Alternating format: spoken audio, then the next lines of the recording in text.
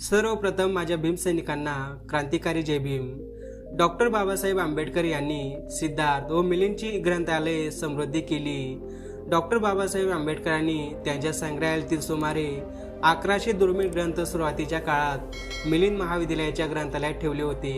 हे ग्रंथ प्राध्यापक व विद्यार्थ्यांना सहज उपलब्ध व्हावेत आणि त्यांचे योग्य संवर्धनही व्हावेत यासाठी त्यांनी स्वतःचाच एक नियमावली तयार केला होता। ते ग्रंथ आजही मिलिंद महाविद्यालयाच्या ग्रंथालयात उपलब्ध आहेत। बाबासाहेबांनी 8 जुलै 1945 रोजी पिंपल्स एज्युकेशन सोसायटी ही शिक्षण संस्था स्थापन केली। या संस्थेचे मुंबई सिद्धार्थ महाविद्यालय तर छत्रपती संभाजीनगर मिलिंद महाविद्यालय सुरू केले।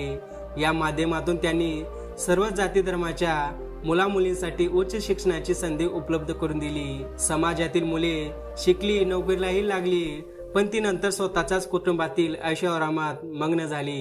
बाबासाहेबांना हे अपेक्षित नव्हते। पदवी मिळवण्यासाठी तुम्ही पाठ्यपुस्तकाचा अभ्यास करता, पण पदवी हेच ध्येय मानू नका। ज्ञानप्राप्ती हे ध्येय ठेवा, जीवनभर ज्ञानाची उपासना करा। बाबासाहेबांचा असा आग्रह समाजातील नवतरुणांसाठी होता। 1952 साली सिद्धार्थ महाविद्यालयासह आपला बहुमोल ग्रंथसंग्रह प्रदान करताना डॉक्टर बाबासाहेब आंबेडकर अत्यंत भावविशेष झाले होते। समाजाने बहिष्कृत केलेल्या माझ्यासारख्याला या ग्रंथांनी जवळ केले, मला आसरा दिला। त्यांच्या एवढ्या जगात मला दुसरा परमेश्वरही कोणीच नाही।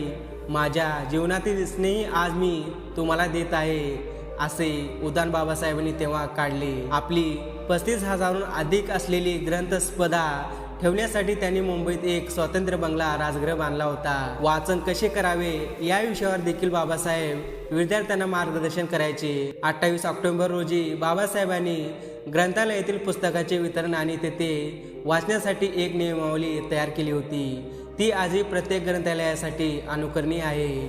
मार्क केलेली नॉट फॉर इश्यू आणि सर्व रेफरन्स बुक हे पुस्तके ग्रंथालयाबाहेर देऊ नयेत। प्राध्यापक आणि ज्या विद्यार्थ्यांनी 10 रुपये देऊन ग्रंथालयात नोंद केली आहे त्यांनाच पुस्तके वितरित करावीत। पुस्तके जमा करताना ग्रंथपालांनी त्या पुस्तकाचे बारकाईने निरीक्षण करावे। पुस्तकातील पाने फाडलेली असतील अथवा पानावर अंडरलाईन केलेली असेल तर अशी पुस्तके जमा करून न घेता संबंधिताकडून पुस्तकाची पूर्ण किंमत वसूल करावी। प्राध्यापकाकडून 2 पेक्षा जास्त पुस्तके देऊ नये। प्राध्यापकांनी 4 दिवसात नेलेली पुस्तके जमा करावी। एखादी पुस्तक परत करण्यासाठी ग्रंथपालांनी नोटीस काढली असते, पुस्तक 2 दिवसात ग्रंथालयात जमा करावे। त्या अवधीत परत केले नाही तर त्यास दर दिवशी 8 रुपये आणि दंड आकारावा। या व्यतिरिक्त विद्यार्थ्यांना ग्रंथालयातच अभ्यास करायचा असेल तर त्यांच्याकडून महिन्याला 2 रुपये आगाऊ रक्कम आकारावी। बाबासाहेबांनी घालून दिलेली नियमावली किती दूरदृष्टीपणाची होती यावरून कळते।